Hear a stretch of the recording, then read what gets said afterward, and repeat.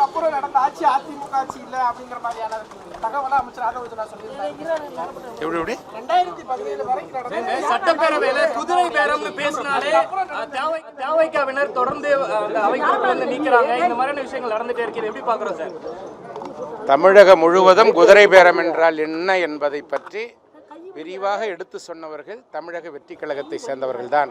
தமிழகத்திலே அனைத்து இந்திய அண்ணா திராவிட முன்னேற்ற கழகத்திலே இருந்த 6 சட்டமன்ற உறுப்பினர்களை குதிரை பேரத்தின் மூலமாக கையிலே வைத்த மை காய்வதற்கு முன்பாக அவர்களை குதிரை பேரத்தின் மூலமாக விலை பேசி தமிழக வெற்றி கழகத்திற்கு இழுத்தவர்கள் தமிழக வெற்றி கழகத்துடைய அமைச்சர்கள் என்பது நாடறியும், மக்களும் அறிவார்கள், தொகுதி மக்களும் அறிவார்கள், நாங்களும் அறிவோம், இந்த சட்டமன்றமும் அறியும் என்பதை தெரிவித்துக் கொள்கிறேன்.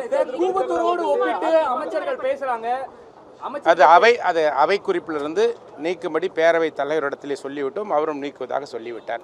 அதை பற்றி பேசுவது முறையாக இருக்காது. 2017 அதாவது முன்னாள் முதலமைச்சர் ஜெயலலிதா அவர்கள் மறைந்த பிறகு நடந்தது அதிமுக ஆட்சி அல்ல, டெல்லி பாஜக சரண்டர் அடைஞ்சிருக்கீங்க. அனைத்து இந்திய அண்ணா திராவிட முன்னேற்ற கழகத்தினுடைய பொதுச் செயலாளர் அண்ணன் முதுகெலும்பு மிக்க ஒரு தலைவராக இன்றைக்கு தமிழகத்திலே பரிணாமம் பெற்று அனைத்து இந்திய அண்ணா திராவிட முன்னேற்ற கழகத்தை திறமையாக வழிநடத்தி சென்று கொண்டிருக்கிறார்.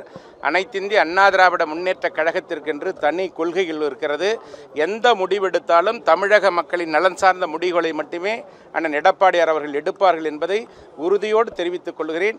யாருக்கும் அடிபடுகின்ற இயக்கம் அல்ல அனைத்து இந்திய அண்ணா திராவிட முன்னேற்ற கழகம்.